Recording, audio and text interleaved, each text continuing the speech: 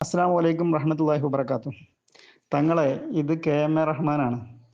ഞാനാണ് അബ്ബാസ് ദാരിമിയെ വിളിച്ച എൻ്റെതാണ് ആ വോയിസ്. അപ്പം ഞാൻ ഈ പറയുന്നത് എന്താണെന്ന് പറഞ്ഞാൽ, തങ്ങൾ ഈ പറഞ്ഞ കാര്യങ്ങളിൽ നിന്ന് ചെറിയ ചെറിയ ചില വ്യത്യാസങ്ങളുണ്ട്. സാധാരണ അവിടെ കുറ്റിക്കാട്ടൂർ യമാനിയ അറബി കോളേജിൽ സമ്മേളനങ്ങൾ ഉണ്ടാകുന്ന സമയത്ത് സംഘാടക സമിതി രൂപീകരിക്കും. സ്വാഗത സംഘം അതിവിപുലമായ അതിൽ ഓരോ വിഭാഗത്തിനും പറ്റിയ ആളുകളെ അതാത് സെക്ഷനിലേക്ക് തിരഞ്ഞെടുക്കും. ഇപ്പോൾ സാമ്പത്തികം ഉണ്ടാക്കാൻ പറ്റുന്ന ആളുകളെ ഫൈനാൻസ് കമ്മിറ്റിയിലിടും. അതുപോലെ ഓരോന്നിനും പ്രോഗ്രാം കമ്മിറ്റിയിൽ, അങ്ങനെ നമുക്കറിയാലോ, ഓരോ സംഘടനയുടെ, നമ്മളൊക്കെ സംഘടനാ പ്രവർത്തകരാണല്ലോ. അപ്പോൾ ഓരോന്നിനും അതുപോലെ പത്രലേഖന്മാരും വാർത്ത കൊടുക്കാനൊക്കെ പറ്റുന്ന ആളുകളൊക്കെ ഇതാക്കിയിട്ട് ബന്ധമുള്ള ആളുകളെ അതിൻ്റെ മീഡിയ വിങ്ങിൽ ഇടാറുണ്ട്.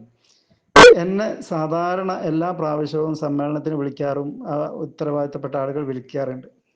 ഇതുപോലെ സ്വാഗതസംഘ രൂപീകരണത്തിനും വിളിക്കാറുണ്ട്. ഞാൻ പോകാറുമുണ്ട്.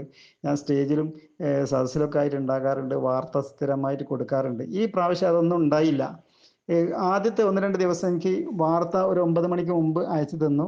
അത് ഞാൻ ഓഫീസിലേക്ക്, ബ്യൂറോയിലേക്ക് അയച്ചു കൊടുക്കുകയും ചെയ്തിട്ടുണ്ട്. അത് കൃത്യമായി ജില്ലാ പേജിൽ വളരെ ഉഷാറായി വരികയും ചെയ്തിട്ടുണ്ട്.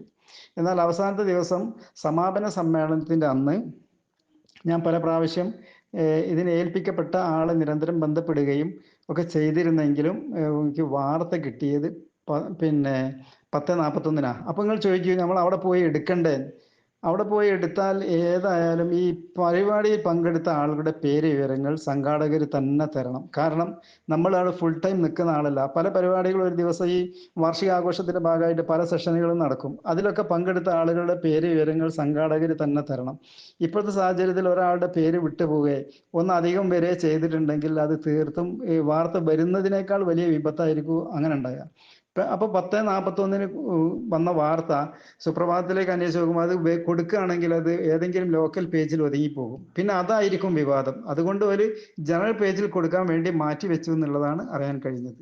ഇതാണ് ഇതിൻ്റെ സത്യാവസ്ഥ.